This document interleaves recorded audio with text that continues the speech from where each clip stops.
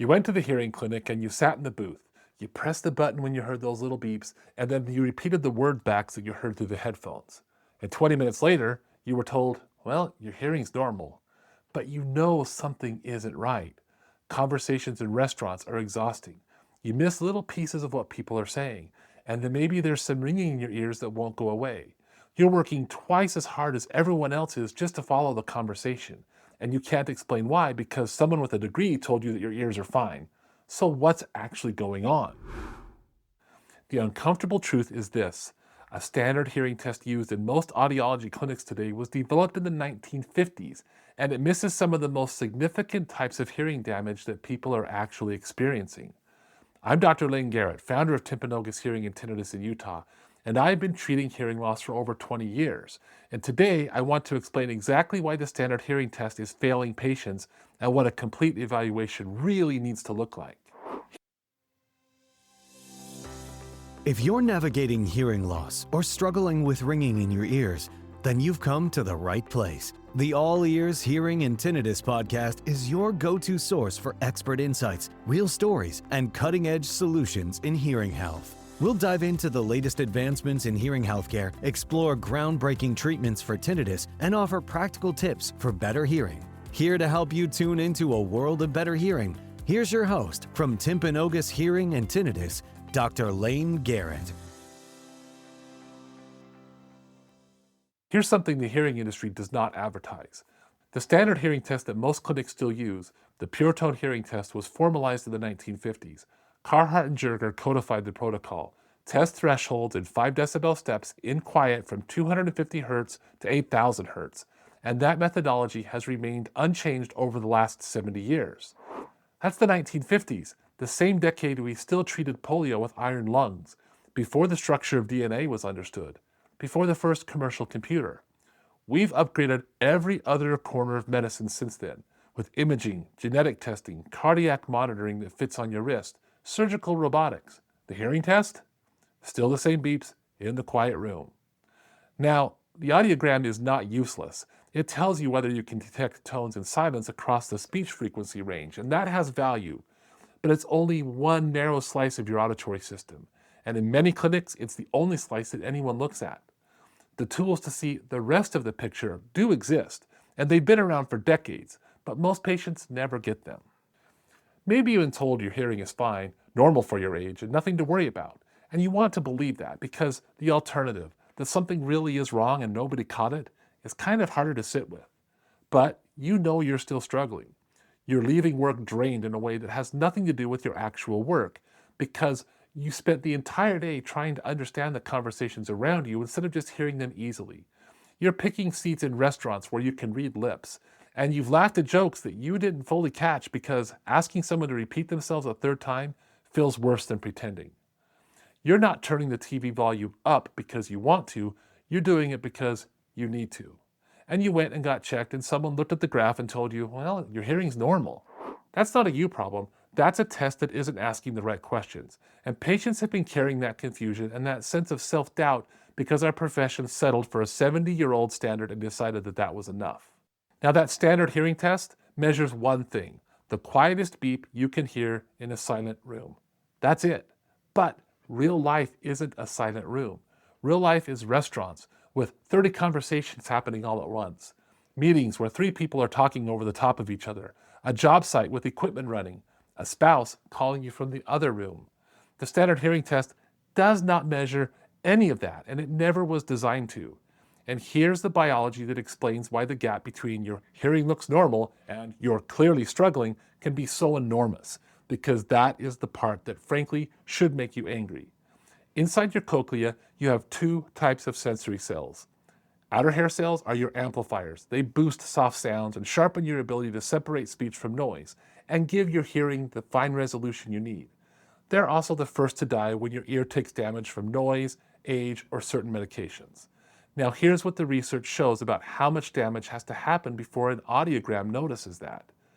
Primary neurodegeneration has negligible effect on audiometric thresholds until it exceeds 80 to 90%. Listen to that again slowly.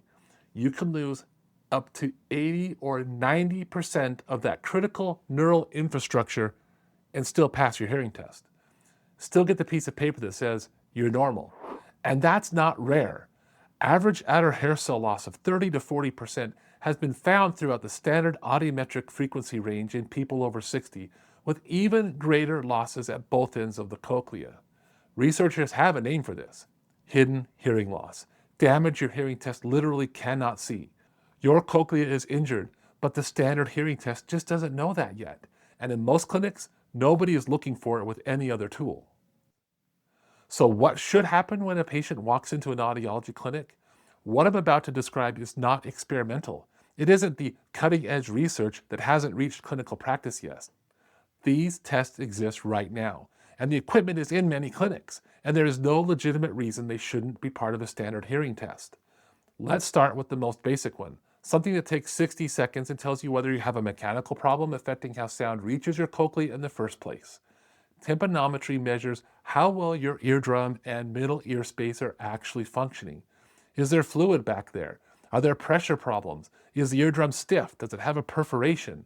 A significant number of patients have middle ear dysfunction quietly affecting their hearing that no one has identified because it wasn't part of the routine test. There's no defensible reason to skip that. But tympanometry is just the foundation. The test that I feel most strongly about, and the one that is absent in most audiology clinics, goes much deeper than the middle ear. It looks directly at the sensory cells we just talked about. The test is called otoacoustic emissions, or OAEs, and those measure your outer hair cells directly. A little probe sits in your ear canal and a tone goes in. A healthy cochlea sends a little echo back that it's generated by those outer hair cells. Healthy cells, strong response. Damaged or absent cells, weak or absent response. Damage to outer hair cells from noise exposure, aging, or ototoxic medications can appear on otoacoustic emission testing way before it shows up on a standard hearing test. The standard hearing test might show normal hearing. The OAE is already showing the damage. This is how hidden hearing loss gets found. The patient who can't follow conversations and noise but passed their hearing test, the OAE often will show exactly why. The outer hair cell function is compromised. The audiogram couldn't see it. The OAE could. And tinnitus? This is one of the most important connections we make in our clinic. I see patients all the time who have really bad tinnitus and go get a standard hearing test and told everything's normal, we can't do anything.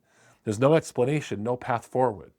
We do that simple OAE test and often find outer hair cell damage that the standard hearing test never caught. That damage is what causes the tinnitus. The standard hearing test didn't find it because it just can't look there. Every baby born in the United States hospitals gets an OAE hearing test before discharge. We've decided the early warning system is essential for newborns and apparently optional in the rest of your life. And that decision cost people years of answers they've deserved to have. Now here's the test that gets to the reason you actually went to get your hearing tested. Because everything we've talked about so far, the hearing test, tympanometry, and otoacoustic emissions, is still testing your auditory system in controlled conditions. None of that tells you how well you function when it actually matters. Speech and noise testing does. For example, the QuickSyn measures how well you can understand speech with competing background noise. Two people with identical hearing tests can perform completely different on this test, because the hearing test measures beep detection and silence, not speech understanding when it matters. The restaurant, the meeting, the dinner table while you're nodding along and hoping you're catching enough, the hearing test has nothing to say about any of those situations. If your hearing clinic isn't running this test, they're not evaluating the problem that brought you through the door in the first place. They're answering a question you didn't ask and sent you home. And then there's one more gap, a literal frequency gap that most patients have no idea that even exists. Remember how I said the standard hearing test goes from 250 hertz to 8,000 hertz? The human ear hears to 20,000 hertz. We're testing less than half of your auditory frequency range and presenting it as a complete picture. Extended high-frequency audiometry fills that gap. Testing above 8,000 hertz is useful for early detection and monitoring of hearing damage. The high-frequency cochlear region is the most vulnerable. Damage starts there and works its way down over years. Extended high-frequency testing has been proposed as much more sensitive for detecting early noise-induced hearing loss, particularly in younger patients, and identifying ototoxic medication damage before it reaches those speech frequencies. For patients with tinnitus and a normal hearing test, extended high frequencies often reveal exactly what's driving their symptoms. hearing loss in the frequency range that no one thought to check. That's not a minor clinical detail. That's the answer someone has been looking for, sitting in data that was never collected. Let me tell you about David. He walked into our clinic convinced that something was wrong. He'd been to many other clinics and had already been given the same answer. Your hearing is normal. I can't help you. There's nothing to treat. But the ringing in his ear was getting worse, not better. Conversations on the job site were getting harder to follow, and he knew the way patients always know when they're paying attention to their own bodies, that something was not adding up. He was 44 years old, and he'd worked in construction for 20 years, and he played guitar in the band on the weekends. His regular standard hearing test in our office looked familiar, a very mild notch at 4,000 hertz, which we see with noise exposure. But previous clinics had seen that same picture and stopped there. However, we didn't. Otoacoustic emission testing showed outer hair cell response significantly reduced across the high frequency range, far beyond what his hearing test showed. Speech and noise testing revealed an 8 decibel signal to noise deficit, and extended high frequency audiometry found substantial loss above 8,000 hertz that had never been looked at. These data points together told a completely different story than the one he'd been given in other clinics. This man had been told 3 times that his hearing was essentially fine. He has permanent cochlear damage, not reversible, but for the first time he had real answers. Now he's wearing hearing protection at work and when he plays his guitar. We have a documented baseline to track whether things are stabilizing or continue to progress. He deserved the answers years ago. The test existed, but the other clinics just didn't use them. Now I need to be completely clear. The standard of care in audiology has not kept pace with the science. These tests exist. The equipment is available and not that expensive. The research on hidden hearing loss, on OAEs as early detection, and speech and noise test as functional measurement is not new. And the vast majority of patients still leave with a threshold graph and no answers. And that's just not acceptable. Hearing loss is progressive. It doesn't pause while our profession updates its protocols.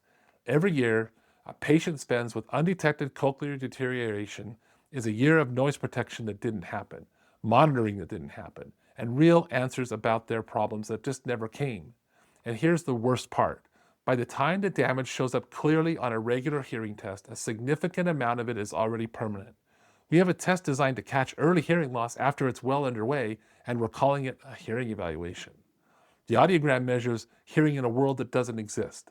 A silent room, a single tone, no noise, no complexity, no competing signals. And that's not where people live. That's not where your hearing is failing you. And until our industry is willing to close that gap, every patient who walks out of the clinic with a normal hearing test and no other answers deserves to know that their evaluation was not complete. If you want to understand what a complete hearing evaluation should actually include, we built a free online learning center that walks through all of these tests in detail. The link can be found in the description below. And if you're here in Northern Utah and want a hearing evaluation that actually looks at the full picture, tympanometry, otoacoustic emissions, speech and noise testing, extended high frequency evaluations, you can schedule in one of our clinics on the Wasatch Front. You can find a link for that in the description too.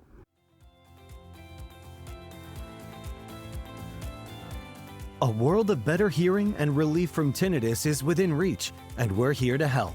Be sure to subscribe to the podcast right now and join us on the journey to clearer sound and a richer life. Thanks for listening to the All Ears Hearing and Tinnitus podcast with Dr. Layne Garrett. We'll see you next time.